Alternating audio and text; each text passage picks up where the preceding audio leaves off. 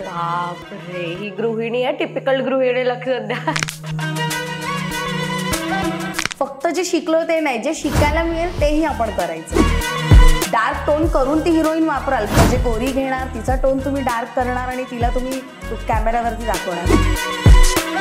मी मराठीला नावं नाही ठेवत आहे, पण ह्या गोष्टी बदलल्या पाहिजेत. आर्टिस्ट छोटा असो वा मोठा असो, सगळ्यांना सेम ट्रीटमेंट मिळाली पाहिजे.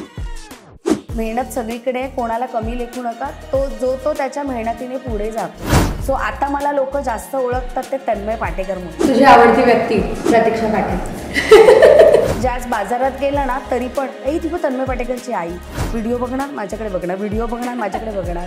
मग ते असं मी स्माईल दिली, तुम्हीच आहे. मी त्याची आजी झाली आहे, त्याची आई झाली आहे, त्याची सासू झाली आहे, त्याची गर्लफ्रेंड झाली आहे, त्याची बायको झाली आहे. हा एकमेव व्यक्ती मला असं भेटला की त्याने माझ्यातली कला ओळखली. खूप वर्षांनी ॲक्च्युली मी प्रेग्नंट राहिली होती. छान, माझी प्रेग्नन्सी जर्नी खूप छान गेली. खूप प्रॉब्लेममध्ये ती डिलिव्हरी झाली. माझं बाळ फक्त 12 तास जगलं.